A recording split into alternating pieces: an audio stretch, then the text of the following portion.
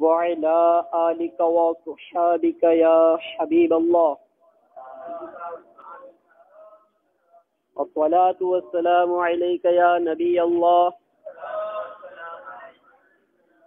وعلى آلك وصحابك يا نور الله. نویت سنت الاعتکاف. سرکار نامدار مدینے کے تاجدار دو عالم کے مالک و مختار صلی اللہ تعالی علیہ وسلم کا ارشاد نور بار ہے، تم اپنی مجلسوں کو مجھ پر درود پاک پڑھ کر آراستہ کرو، کیونکہ تمہارا مجھ پر درود پاک پڑھنا بروز قیامت تمہارے لیے نور ہوگا. صلو علی الحبیب صلی اللہ تعالی علی محمد صلی اللہ علیہ وسلم. میٹھے میٹھے اور پیارے پیارے اسلامی بھائیوں، جب بھی کسی محفل ذکر میں شرکت کی سعادت نصیب ہو اور حضور نبی اکرم نور مجسم صلی اللہ تعالی علیہ وسلم کا اسم گرامی لیا جائے تو حصول برکت کے لیے درود پاک پڑھ لینا چاہیے، تاکہ ہمارا پڑھا ہوا درود پاک بروز قیامت ہمارے لیے نور ہو اور ہماری بخشش و مغفرت کا ذریعہ بھی بن جائے. کوئی حسن عمل پاس میرے نہیں، پھنس نہ جاؤں قیامت میں مولا کہیں، اے شفیع امم لاج رکھنا تمہیں، تم پہ ہر دم کروڑوں درود و سلام. صلو علی الحبیب صلی اللہ تعالی علی محمد صلی اللہ علیہ وسلم. میٹھے میٹھے اور پیارے پیارے اسلامی بھائیوں، حصول ثواب کی خاطر بیان سننے سے پہلے اچھی اچھی نیتیں کر لیتے ہیں. فرمان مصطفیٰ صلی اللہ تعالی علیہ وسلم، نیت المؤمن خیر من عملہ، مسلمان کی نیت اس کے عمل سے بہتر ہے. دو مدنی پھول. بغیر اچھی نیت کے کسی بھی عمل خیر کا ثواب نہیں ملتا. نمبر دو، جتنی اچھی نیتیں زیادہ اتنا ثواب بھی زیادہ. بیان سننے کی نیتیں: نگاہ نیچی کیے ہوئے خوب کان لگا کر بیان سنوں گا. ایک لگا کر بیٹھنے کے بجائے علم دین کی تعظیم کی خاطر جہاں تک ہو سکا دو زانو بیٹھوں گا. ضرورتاً سمٹ سرک کر دوسروں کے لیے جگہ کشادہ کروں گا. دھکا وغیرہ لگا تو صبر کروں گا. گھورنے، جھڑکنے اور الجھنے سے بچوں گا. صلو علی الحبیب، اذکر اللہ، توبوا الی اللہ وغیرہ سن کر ثواب کمانے اور صدا لگانے والے کی دلجوئی کے لیے بلند آواز سے جواب دوں گا. بیان کے بعد خود آگے بڑھ کر سلام و مصافحہ اور انفرادی کوشش کروں گا. میں بھی اچھی اچھی نیتیں کر لیتا ہوں. بیان میں میں بھی اچھی اچھی نیتیں کرتا ہوں اللہ عز و جل کی رضا پانے اور ثواب کمانے کے لیے بیان کروں گا. دیکھ کر بیان کروں گا. پارہ 14 سورۃ النحل آیت نمبر 125. ترجمہ کنز ایمان: اپنے رب کی راہ کی طرف بلاؤ پکی تدبیر اور اچھی نصیحت سے. اور بخاری شریف حدیث نمبر 4361 میں وارد ہے. اس فرمان مصطفیٰ صلی اللہ تعالی علیہ وسلم یعنی پہنچا دو میری طرف سے اگرچہ ایک ہی آیت ہو، میں دیے ہوئے احکام کی پیروی کروں گا، نیکی کا حکم دوں گا اور برائی سے منع کروں گا. اشعار پڑھتے نیز عربی، انگریزی اور مشکل الفاظ بولتے وقت دل کے اخلاص پر توجہ رکھوں گا، یعنی اپنی علمیت کی دھاک بٹھانی مقصود ہوئی تو بولنے سے بچوں گا. مدنی قافلے، مدنی انعامات نیز علاقائی دورہ برائے نیکی کی دعوت وغیرہ کی رغبت دلاؤں گا. قہقہا لگانے اور لگوانے سے بچوں گا. نظر کی حفاظت کا ذہن بنانے کی خاطر حتی الامکان نگاہ نیچی رکھوں گا. صلو علی الحبیب صلی اللہ تعالی علی محمد صلی اللہ علیہ وسلم. میٹھے میٹھے اور پیارے پیارے اسلامی بھائیوں، آج میں آپ کے سامنے دین اسلام کی انتہائی اہم اور بنیادی عبادت نماز کے متعلق بیان کرنے کی سعادت حاصل کروں گا. سب سے پہلے ایک حکایت بیان کروں گا، اس کے بعد اس سے حاصل ہونے والے مدنی پھول پیش کروں گا. پھر قرآن و حدیث سے نماز کے فضائل بیان ہوں گے. ساتھ ہی ساتھ جماعت سے نماز پڑھنے کی اہمیت اور بچپن ہی سے بچوں کی مدنی تربیت کے حوالے سے بھی کچھ عرض کروں گا۔ اس کے علاوہ بے نمازی کے متعلق جو وعیدیں قرآن و حدیث میں وارد ہوئی اس میں سے کچھ بیان کرنے کے ساتھ قضا نمازوں کی ادائیگی کا طریقہ اور بیان کے آخر میں جوتے پہننے کی سنت اور آداب بھی آپ کے گوش گزار کرنے کی سعادت حاصل کروں گا انشاءاللہ عز و جل۔ آئیے سب سے پہلے ایک حکایت سنتے ہیں۔ حضرت سیدنا حاتم اصم رحمت اللہ تعالی علیہ ایک مرتبہ حضرت سیدنا عاصم بن یوسف محدث رحمت اللہ تعالی علیہ سے ملاقات کے لیے تشریف لے گئے تو حضرت عاصم بن یوسف رحمت اللہ تعالی علیہ نے ان سے فرمایا کہ اے حاتم، کیا تم اچھی طرح نماز پڑھتے ہو؟ تو آپ نے فرمایا جی ہاں۔ تو حضرت عاصم رحمت اللہ تعالی علیہ نے پوچھا آپ بتائیے کہ آپ کس طرح نماز پڑھتے ہیں؟ تو حضرت حاتم رحمت اللہ تعالی علیہ نے فرمایا کہ جب نماز کا وقت قریب ہو جاتا ہے تو میں نہایت کامل و مکمل طریقے سے وضو کرتا ہوں، پھر نماز کا وقت آ جانے پر جب مصلی پر قدم رکھتا ہوں تو اس طرح کھڑا ہو جاتا ہوں کہ میرے بدن کا ہر جوڑ اپنی جگہ پر برقرار ہو جاتا ہے۔ پھر میں اپنے دل میں یہ تصور جماتا ہوں کہ خانہ کعبہ میرے دونوں بہوں کے درمیان اور مقام ابراہیم میرے سینے کے سامنے ہے۔ پھر میں اپنے دل میں یہ یقین رکھتے ہوئے کہ اللہ عز و جل میری ظاہری حالت اور میرے دل میں چھپے ہوئے تمام خیالات کو جانتا ہے، اس طرح کھڑا ہو جاتا ہوں کہ گویا پل صراط پر میرا قدم ہے اور جنت میرے داہنی اور جہنم میرے بائیں جانب اور ملک الموت علیہ السلام میرے پیچھے ہے، اور گویا یہی نماز میری زندگی کی آخری نماز ہے۔ اس کے بعد تکبیر تحریمہ نہایت ہی اخلاص کے ساتھ کہتا ہوں، پھر انتہائی تدبر اور غور و فکر کے ساتھ قراءت کرتا ہوں، پھر نہایت ہی تواضع یعنی عاجزی کے ساتھ رکوع اور گڑ گڑاتے ہوئے انکساری کے ساتھ سجدہ کرتا ہوں، پھر اسی طرح پوری نماز نہایت ہی خشوع و خضوع کے ساتھ خوف و رجا یعنی اللہ عز و جل کے خوف اور اس کی رحمت کی امید کے درمیان ادا کرتا ہوں۔ یہ سن کر حضرت عاصم رحمت اللہ تعالی علیہ نے حیرت کے ساتھ پوچھا کہ اے حاتم اصم رحمت اللہ تعالی علیہ، کیا واقعی آپ ہمیشہ اور ہر وقت اسی طریقے سے نماز پڑھتے ہیں؟ تو آپ نے جواب دیا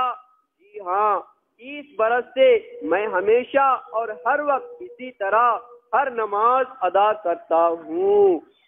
صلو علی الحبیب صلی اللہ تعالی علی محمد صلی اللہ علیہ وسلم۔ میٹھے میٹھے اور پیارے پیارے اسلامی بھائیوں، دیکھا آپ نے کہ ہمارے اسلاف اکرام رحمہم اللہ السلام کس قدر اخلاص،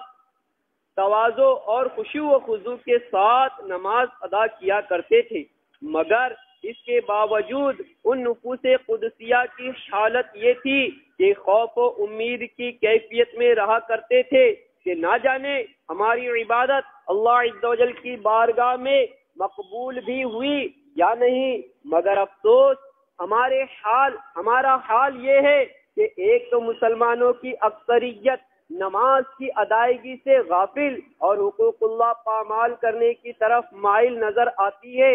اور جو رہے سہے مسلمان نماز پڑھتے بھی ہیں تو ان میں سے نہ جانے کتنوں کی نمازیں اخلاص والی اور کتنوں کی اخلاص سے خالی ہے، نہ جانے کتنے مسلمان اپنی نمازوں میں خشوع و خضوع کا خیال رکھتے ہیں اور کتنے ہی مسلمان نماز میں خشوع و خضوع کے بجائے اپنے دوست و یار، گھر بار اور کاروبار کے خیالات رکھتے ہیں۔ نہ جانے کتنے نمازی نماز پڑھتے ہوئے سنن و واجبات اور نماز کے ارکان کو پیش نظر رکھتے ہیں، اور کتنے ہی نمازی نماز میں اپنی دنیاوی ضروریات، خواہشات اور ارمان کو مد نظر رکھتے ہیں۔ یاد رکھیے، حقوق اللہ میں سے نماز انتہائی اہمیت کی حامل ہے، جس کا اندازہ اس بات سے بھی لگایا جا سکتا ہے کہ روز قیامت تمام حقوق اللہ میں سب سے پہلے اسی کے متعلق سوال کیا جائے گا۔ حدیث پاک میں آتا ہے کل قیامت کے دن بندے سے سب سے پہلے اس کی نماز کے بارے میں سوال ہوگا۔ اس حدیث پاک کے تحت حضرت علامہ عبد الرؤف مناوی علیہ رحمت اللہ القوی فرماتے ہیں کہ بے شک نماز ایمان کی علامت اور اصل عبادت ہے۔ میٹھے میٹھے اور پیارے پیارے اسلامی بھائیوں، اسلام میں جو اہمیت نماز کو حاصل ہے وہ کسی اور عبادت کو حاصل نہیں۔ نماز ارکان اسلام میں سے ایک اہم ترین رکن ہے۔ اللہ عز و جل کے پیارے نبی حضرت سیدنا ابراہیم خلیل اللہ علی نبینا علیہ الصلاۃ والسلام نے تو اپنے لیے اور اپنی اولاد کے لیے نماز کے بارے میں باقاعدہ دعا بھی فرمائی تھی، جس کا تذکرہ قرآن پاک میں بھی ہے۔ چنانچہ پارہ 13 سورہ ابراہیم کی آیت نمبر 40 میں ہے، ترجمہ کنز الایمان، اے میرے رب عز و جل مجھے نماز کا قائم کرنے والا رکھ اور کچھ میری اولاد کو، اے ہمارے رب اور ہماری دعا سن لے۔ میٹھے میٹھے اور پیارے پیارے اسلامی بھائیوں، دیکھا آپ نے حضرت سیدنا ابراہیم علی نبینا علیہ الصلاۃ والسلام اللہ عز و جل کے برگزیدہ نبی ہونے کے باوجود اپنی اور اپنی اولاد کے لیے نماز قائم رکھنے کی دعا فرما رہے ہیں۔ لہٰذا ہمیں بھی نماز کی اہمیت کو سمجھتے ہوئے نہ صرف خود پانچوں وقت نمازوں کی پابندی کے ساتھ ساتھ مسجد کی پہلی صف میں تکبیر اولیٰ کے ساتھ با جماعت ادا کرنی چاہیے، بلکہ اپنے سمجھدار بچوں کو بھی ساتھ لے کر جانا چاہیے۔ یاد رکھیے، اگر ہم نمازوں کی پابندی کے ساتھ ساتھ اپنے سمجھدار بچوں کو بھی مسجد لے جائیں گے تو ان کے ننھے ذہن بچپن ہی سے نمازوں کی طرف مائل ہونے لگیں گے، اور پھر بڑے ہو کر وہ بھی نمازوں کی عادی بن جائیں گے، کیونکہ جو بات بچوں کے ذہن میں بچپن ہی سے بیٹھ جائے فطری طور پر بڑے ہو کر بھی وہ بات ان کے ذہنوں میں راسخ یعنی پختہ ہوتی ہے۔ شاید یہی وجہ ہے کہ حدیث پاک میں بھی چھوٹی عمر سے بچوں کو نماز کی رغبت دلانے کا حکم دیا گیا ہے، جیسا کہ تاجدار رسالت شہنشاہ نبوت صلی اللہ تعالی علیہ وسلم کا فرمان تربیت نشان ہے، جب تمہارے بچے 7 برس کے ہوں تو انہیں نماز کا حکم دو، اور جب 10 برس کے ہو جائیں اور پھر بھی نماز نہ پڑھیں تو مار کر پڑھاؤ۔ صلو علی الحبیب صلی اللہ تعالی علی محمد صلی اللہ علیہ وسلم۔ قرآن و حدیث میں نماز پڑھنے والوں کے لیے بہت سی بشارتیں اور نماز کی بے شمار فضیلتیں بیان کی گئی ہیں۔ آئیے علم دین حاصل کرنے اور نماز کی پابندی کا ذہن بنانے کے لیے 2 فرامین خداوندی عز و جل سنتے ہیں۔ چنانچہ پارہ 6 سورۃ النساء کی آیت نمبر 162 میں ارشاد ہوتا ہے، ترجمہ کنز الایمان، اور نماز قائم رکھنے والے اور زکوٰۃ دینے والے اور اللہ عز و جل اور قیامت پر ایمان لانے والے ایسوں کو ان قریب ہم بڑا ثواب دیں گے۔ دوسرا پارہ 6 سورۃ المائدہ کی آیت نمبر 12 میں ارشاد ربانی عز و جل ہوتا ہے، ترجمہ کنز الایمان، اور اللہ عز و جل نے فرمایا بے شک میں تمہارے ساتھ ہوں، ضرور اگر تم نماز قائم رکھو اور زکوٰۃ دو اور میرے رسولوں پر ایمان لاؤ اور ان کی تعظیم کرو اور اللہ عز و جل کو قرض حسنہ دو، بے شک میں تمہارے گناہ اتار دوں گا اور ضرور تمہیں باغوں میں لے جاؤں گا جن کے نیچے نہریں رواں ہیں۔ سبحان اللہ عز و جل، نمازیوں کے لیے اللہ عز و جل کی بارگاہ میں کیسے کیسے انعامات ہیں کہ کہیں انہیں جنت و مغفرت کی بشارتیں دی جا رہی ہیں تو کہیں اجر عظیم کی نوید یعنی خوشخبریاں سنائی جا رہی ہیں۔ احادیث مبارکہ میں بھی نماز کی بہت زیادہ اہمیت اور رغبت دلائی گئی ہے۔ آئیے ترغیب کے لیے نماز کے فضائل پر چند احادیث مبارکہ سنتے ہیں۔ چنانچہ حضرت سیدنا عبداللہ بن عمر رضی اللہ تعالی عنہ فرماتے ہیں کہ ایک شخص نے نور کے پیکر تمام نبیوں کے سرور صلی اللہ تعالی علیہ وسلم کی بارگاہ میں حاضر ہو کر سب سے افضل عمل کے بارے میں سوال کیا تو رسول اللہ صلی اللہ تعالی علیہ وسلم نے فرمایا نماز۔ اس نے پوچھا اس کے بعد؟ فرمایا نماز۔ اس نے عرض کی اس کے بعد؟ فرمایا نماز۔ اس نے عرض کی اس کے بعد؟ فرمایا اللہ عز و جل کی راہ میں جہاد کرنا۔ میٹھے میٹھے اور پیارے پیارے اسلامی بھائیوں،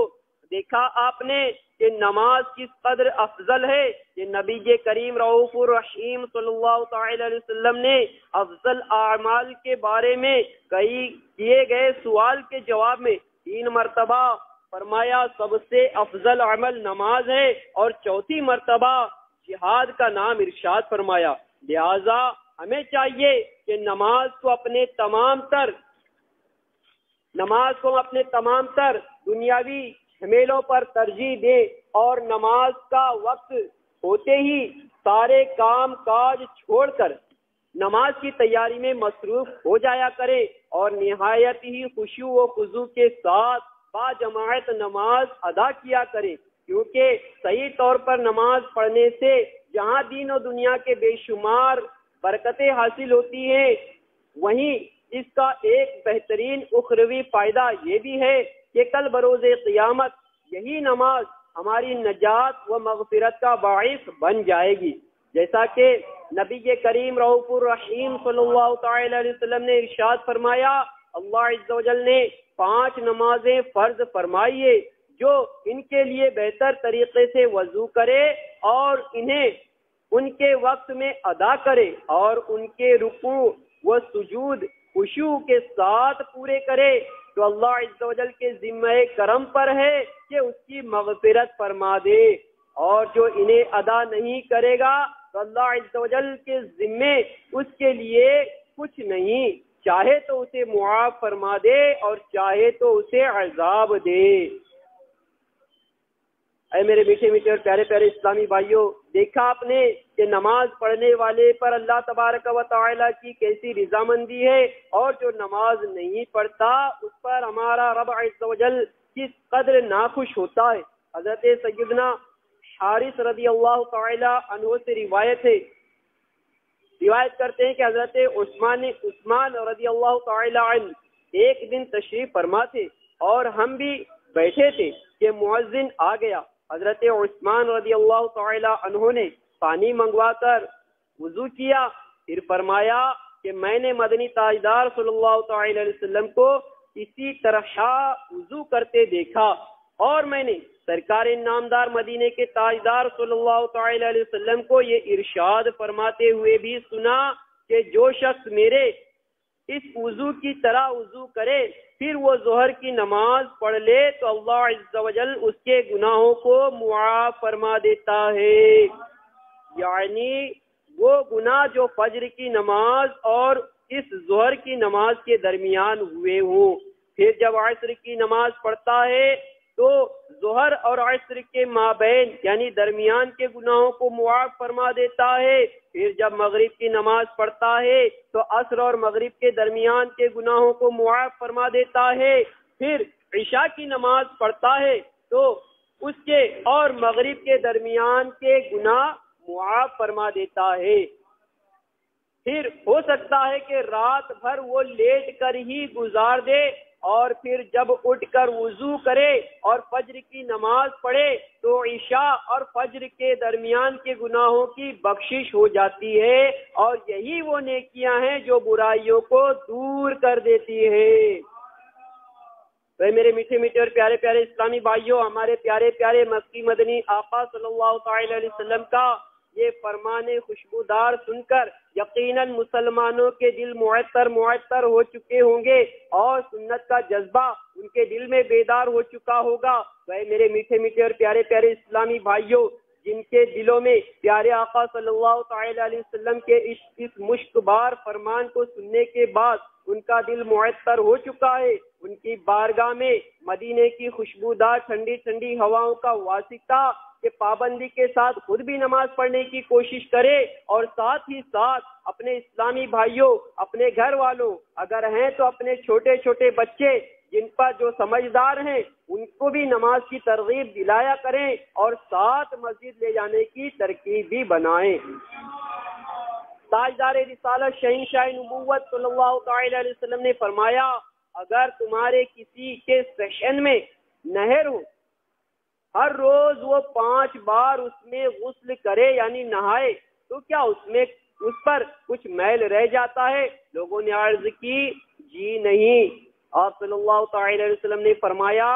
نماز گناہوں کو ایسے ہی دھو دیتی ہے جیسے کہ پانی میل کو دھو دیتا ہے۔ اے میرے میٹھے میٹھے اور پیارے پیارے اسلامی بھائیوں، دیکھا آپ نے نماز پڑھنے والے کس قدر خوش نصیب ہیں کہ ان پر رحمت الہی کی ایسی بارش ہوتی ہے جو ان کے گناہوں کو دھو ڈالتی ہے۔ نماز کی برکت سے سابقہ یعنی پچھلے گناہ تو معاف ہو ہی جاتے ہیں، آئندہ بھی انسان گناہوں اور بے حیائی کے کاموں سے کنارہ کشی اختیار کرنے لگتا ہے۔ قرآن پاک میں اللہ عز و جل پارہ 21 سورۃ العنکبوت کی آیت نمبر 45 میں ارشاد فرماتا ہے، ترجمہ کنز الایمان، بے شک نماز منع کرتی ہے بے حیائی اور بری بات سے۔ تو غور فرمائیے، کیا ہم نے کبھی سوچا کہ اللہ عز و جل کا فرمان علی شان تو یہ ہے کہ بے شک نماز بے حیائی اور بری باتوں سے منع کرتی ہے، تو آخر کیا وجہ ہے کہ ہم لوگ نماز پڑھنے کے باوجود بھی حرام و گناہ اور ممنوعات شرعی سے نہیں بچتے؟ نماز پڑھنے کے باوجود ماں باپ کی نافرمانی ہو رہی ہے، نماز پڑھنے کے باوجود بے پردگی اور عریانی کا مظاہرہ ہو رہا ہے، نماز پڑھنے کے باوجود فلمیں اور ڈرامے دیکھے جا رہے ہیں، نماز پڑھنے کے باوجود میوزک اور فلمیں گانے گھروں میں ٹیپ ریکارڈر وغیرہ پر بجائے جا رہے ہیں اور سنے جاتے ہیں، نماز پڑھنے کے باوجود موبائل، انٹرنیٹ اور سوشل میڈیا کے غلط استعمال کے ذریعے گناہوں کے عمیق گڑھے کی طرف تیزی سے گرنے کا سلسلہ جاری و ساری ہے۔ نماز پڑھنے کے باوجود گالی گلوچ، غیبت،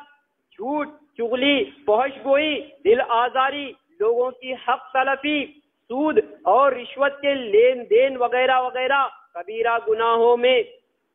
ابتلاء عام ہے۔ حیرت بالائے حیرت کہ نماز پڑھنے کے باوجود اپنا چہرہ جس پر اللہ عز و جل نے اپنے پیارے حبیب صلی اللہ تعالی علیہ وسلم کی محبت کی نشانی پیدا فرمائی ہے، اور شہنشاہ مدینہ صلی اللہ تعالی علیہ وسلم کا یہ فرمان شاہی بھی موجود ہے کہ داڑھی بڑھاؤ، مونچھیں کترواؤ اور آتش پرستوں کی مخالفت کرو،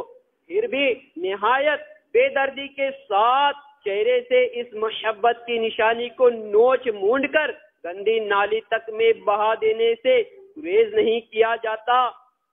حالانکہ داڑھی منڈانا اور کتروا کر ایک مٹھی سے کم کر دینا دونوں حرام ہے۔ نماز پڑھنے کے باوجود آخر ایسا کیوں ہوتا ہے؟ ہم سے بدنگاہی کیوں نہیں چھٹتی؟ خرافاتیں کیوں نہیں چھٹتی؟ ہم سے پابندی شرع، ہم پر نمازوں کی پابندی کے ساتھ ساتھ دوسرے تمام سنتوں پر ہم عمل کیوں نہیں کر پاتے؟ اے میرے میٹھے میٹھے اور پیارے پیارے اسلامی بھائیوں، اس میں کوئی شک نہیں کہ اللہ عز و جل کا فرمان علی شان یقیناً قطعاً حق ہے۔ نماز پڑھنے والے کو یقیناً گناہوں سے باز رہنا ہی چاہیے۔ تو آخر کیا وجہ ہے کہ نمازی ہونے کے باوجود فرنگی تہذیب اور فیشن کی آفت سے جان نہیں چھوٹتی؟ آخر کیوں سنتوں کی جانب دل مائل نہیں ہوتا؟ کیا حقیقی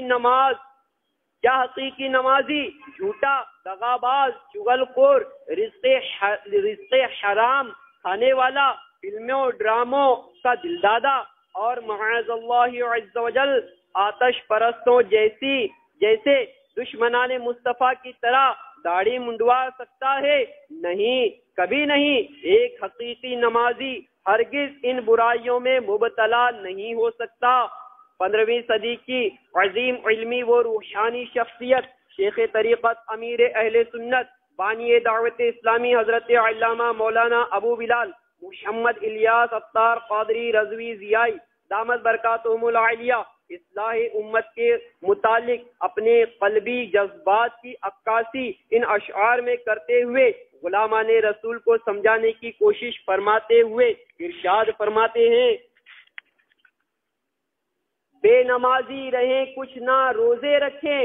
ان کو کس نے کہا عاشقان رسول؟ جو کہ گانے سنے فلم بینی کرے، ان کو کس نے کہا عاشقان رسول؟ بد نگاہی کرے بد کلامی کرے، ان کو کس نے کہا عاشقان رسول؟ کھائیں رزق حرام ایسے ہیں بد لگام، ان کو کس نے کہا عاشقان رسول؟ جو ستاتے رہے دل دکھاتے رہے، ان کو کس نے کہا عاشقان رسول؟ گالیاں جو بکے عیب بھی نہ ڈھکے، ان کو کس نے کہا عاشقان رسول؟ داڑیاں جو منڈائیں کریں غیبتیں، ان کو کس نے کہا عاشقان رسول؟ کاش عطار کا طیبہ میں ہو خاتمہ، ہو کرو یہ دعا عاشقان رسول۔ صلو علی الحبیب صلی اللہ تعالی علی محمد صلی اللہ علیہ وسلم۔ اے میرے میٹھے میٹھے اور پیارے پیارے اسلامی بھائیوں، یقیناً جو گناہ کرتا ہے، خرافات کرتا ہے، بد نگاہی کرتا ہے، چوری ڈکیتی کرتا ہے، مسلمانوں کے دل دکھاتا ہے، وہ کبھی سچا اور پکا عاشق رسول نہیں ہو سکتا۔ تو ایسا شخص کوئی اپنے آپ کو کہے کہ میں عاشق رسول ہوں اور عشق کی نشانی اس کے چہرے پر نظر ہی نہ آئے، یعنی وہ داڑھی منڈاتا ہوا نظر آئے اور کہے کہ میں تو عاشق ہوں نبی کا، تو گویا کہ وہ ایک حرام کام اپنے چہرے کے ذریعے کر رہا ہے کہ داڑھی نکال رہا ہے، اور پھر دوسرا حرام کام جھوٹ بولنا ہوا کہ کہہ رہا ہے کہ میں عاشق رسول ہوں۔ تو یہ دونوں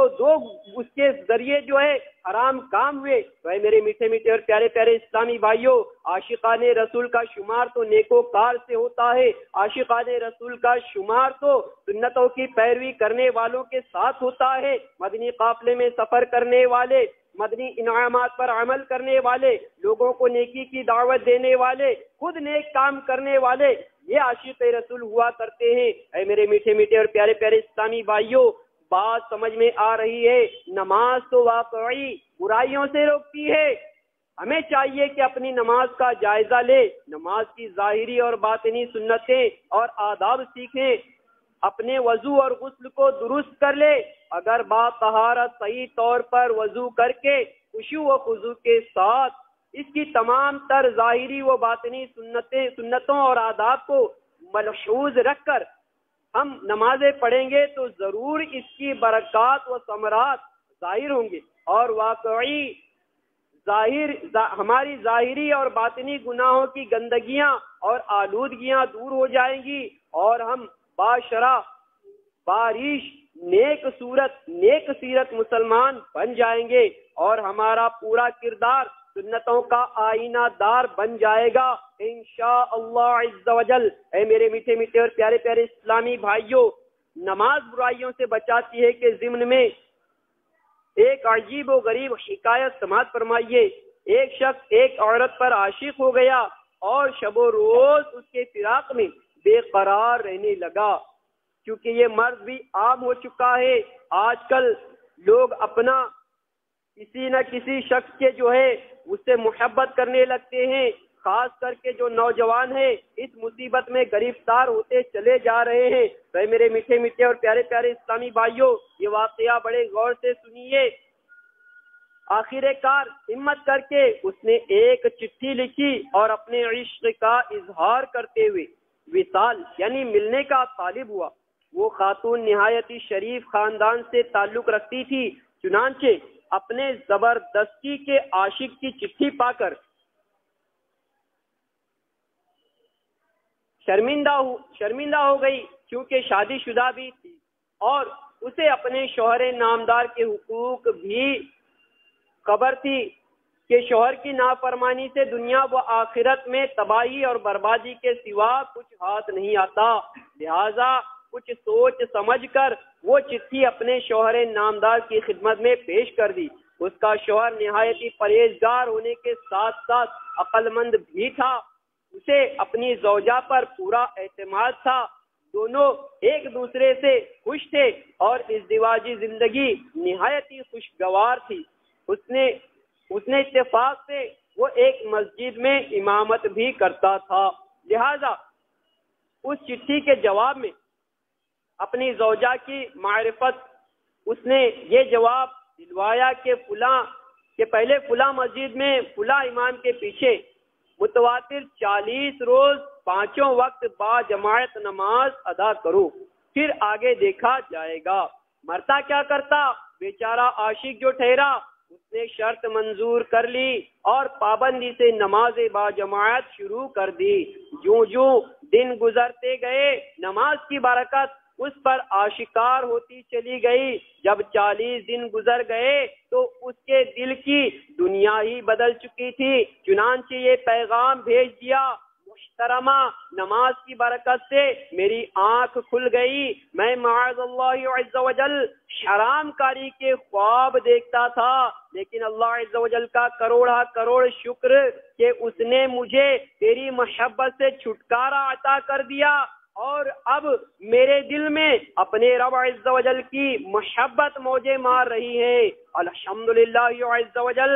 میں نے تیری محبت اور اپنی بدنیتی سے توبہ کر لی ہے اور تجھ سے معافی کا طلبگار ہوں۔ جب اس نیک خاتون نے اپنے شوہر کو یہ پیغام سنایا تو سنتوں کا درد رکھنے والا نیک مرد ایک بگڑے ہوئے اسلامی بھائی کی اصلاح کی خوشخبری پا کر مسرت سے جھوم اٹھا اور اس کی زبان سے بے ساختہ یہ جاری ہو گیا، رب عظیم جل جلالہ نے بالکل سچ فرمایا۔ ترجمہ کنز الایمان، بے شک نماز منع کرتی ہے بے حیائی اور بری بات سے۔ تو میرے میٹھے میٹھے اور پیارے پیارے اسلامی بھائیوں، دیکھا آپ نے نماز کی برکت سے ایک عاشق ناشاد راہ راست پر آ گیا اور اس کے دل میں مالک حقیقی کا عشق موجیں مارنے لگا اور اسے سکون قلب حاصل ہو گیا۔ یاد رکھیے کہ نماز کو اگر اس کے ظاہری اور باطنی آداب کے ساتھ ادا کیا جائے تو یقیناً نماز ہر برے کام سے روکتی ہے۔ مروی ہے کہ ایک انصاری جوان سید عالم صلی اللہ تعالی علیہ وسلم کے ساتھ نماز پڑھا کرتا تھا اور بہت زیادہ کبیرہ گناہوں کا ارتکاب کرتا تھا۔ حضور پاک صلی اللہ تعالی علیہ وسلم سے اس کی شکایت کی گئی، فرمایا اس کی نماز کسی روز اس کو ان تمام باتوں سے روک دے گی۔ چنانچہ بہت ہی قریب زمانہ میں اس نے توبہ کی اور اس کا حال بہتر ہو گیا۔ واقعی اللہ عز و جل اور اس کے پیارے حبیب صلی اللہ تعالی علیہ وسلم کی محبت چیز ہی ایسی ہے کہ جس خوش نصیب کو یہ چاشنی نصیب ہو جائے وہ یقیناً پھر کسی اور سے دل لگا ہی نہیں سکتا۔ محبت میں اپنی گمایا الہی، نہ پاؤں میں اپنا پتایا الہی، رہوں مست و بے خود میں تیری ولا میں، پلا جام ایسا پلا یا الہی، صلو علی الحبیب وسلم۔ میٹھے میٹھے اور پیارے پیارے اسلامی بھائیوں، نماز ایک بہت ہی عظیم عبادت ہے، نماز جنت میں لے جانے والا عمل ہے، نماز مومن کے لیے بہترین عمل ہے، نماز نور ہے۔ خشوع و خضوع کے ساتھ 2 رکعتیں ادا کرنے والے کے لیے جنت واجب ہو جاتی ہے۔ 2 رکعت نماز دنیا و ما فیہا سے بہتر ہے۔ نماز اللہ عز و جل کا پسندیدہ عمل ہے۔ تو میرے میٹھے میٹھے اور پیارے پیارے اسلامی بھائیوں، اگر کوئی یہ چاہتا ہے کہ میں نماز پڑھوں تاکہ شیطان کا منہ کالا ہو جائے، میں نماز پڑھوں میرا مولا مجھ سے راضی ہو جائے، میں نماز پڑھوں تاکہ مجھے جنت اس لیے ملے کہ پیارے آقا صلی اللہ تعالی علیہ وسلم کا پڑوس نصیب ہو جائے،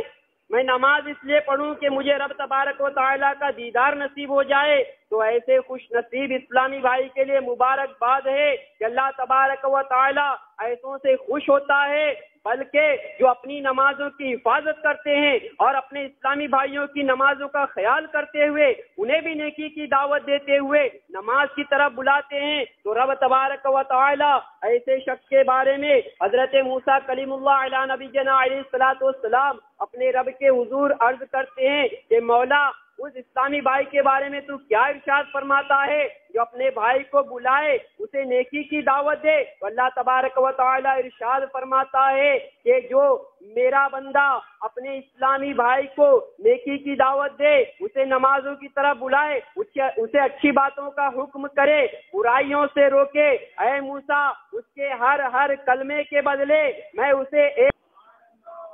بھائی میرے میٹھے میٹھے اور پیارے پیارے اسلامی بھائیوں، کیا ہی خوب ہوگا کہ ہم بھی اس فرمان پر عمل کرتے ہوئے خود بھی نیکیاں کرے، خود بھی نمازی بنے اور اپنے اسلامی بھائیوں کو بھی نماز کی ترغیب دلا کر انہیں بھی مسجد میں لے جائیں۔ الحمدللہ عز و جل میرے شیخ طریقت امیر اہل سنت دامت برکاتہم العالیہ نے کیا خوب اور مدنی تحریک چلائی ہے کہ اس تحریک کا نام ہی ہے مسجد بھرو تحریک۔ انشاءاللہ تبارک و تعالی جو اسلامی بھائی اس تحریک میں شامل ہوگا یقیناً میرے شیخ طریقت امیر اہل سنت اس سے ضرور خوش ہوں گے، اور کیوں نہ خوش ہو کہ ایسے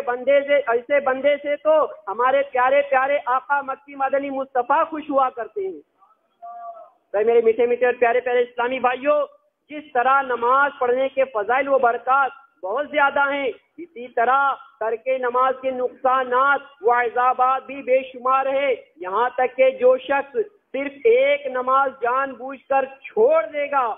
میرے آقا اعلی حضرت رحمت اللہ تعالی علیہ اس کے عذاب کا ذکر کرتے ہوئے فتاوی رضویہ جلد 9 صفحہ نمبر 158 پر ارشاد فرماتے ہیں، جس نے قصدن یعنی جان بوجھ کر صرف ایک وقت کی نماز بھی چھوڑ دی،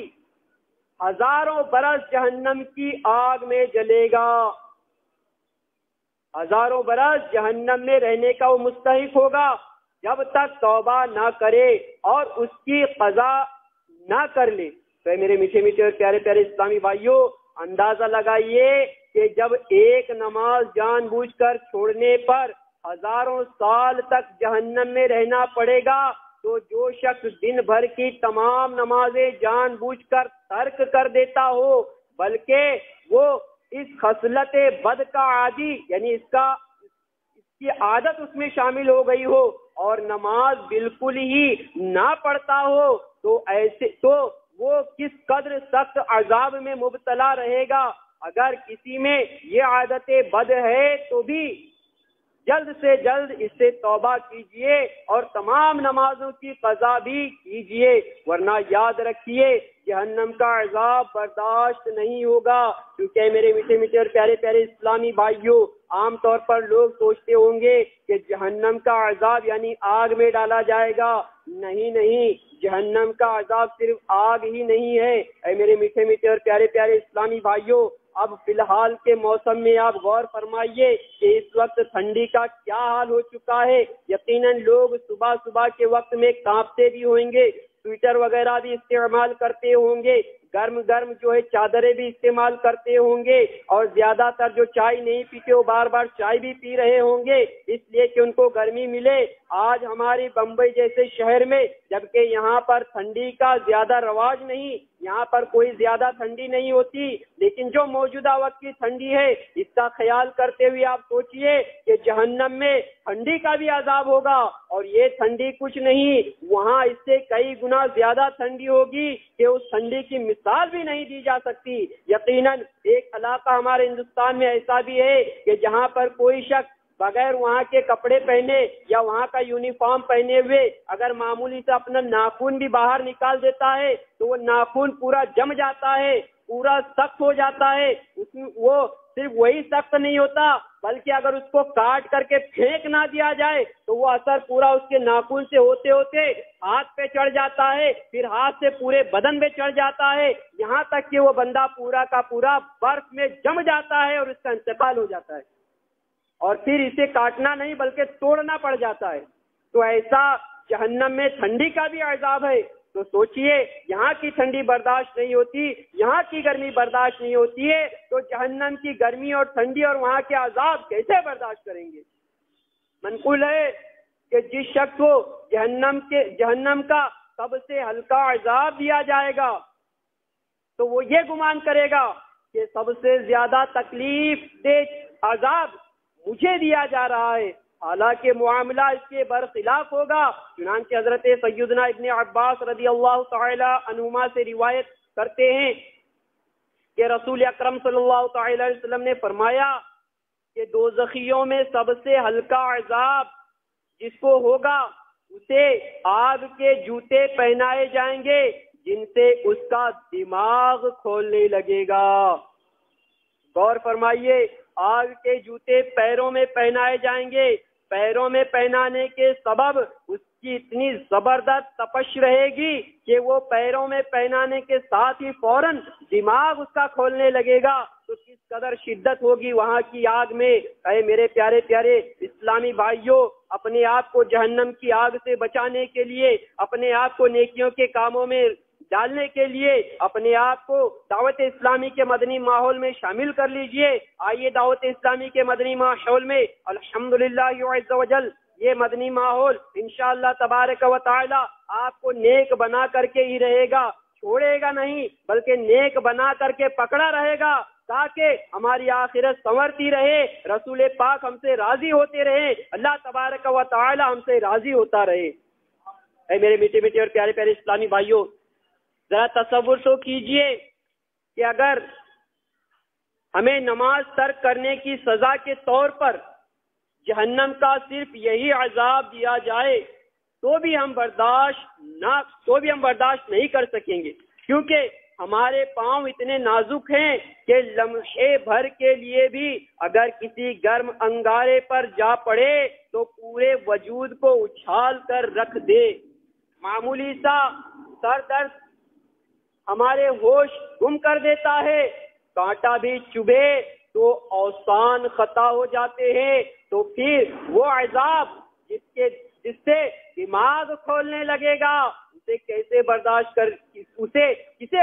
کرنے کی ہمت ہے اور طاقت ہے؟ اسے برداشت کرنے کی کس میں ہمت اور طاقت ہے؟ اسے برداشت کرنے کی کس میں ہمت اور طاقت ہے؟ منقول ہے کہ جو شخص وقت گزار کر نماز پڑھتا ہے تو اس کا ٹھکانہ جہنم کی ویل نامی وہ خوف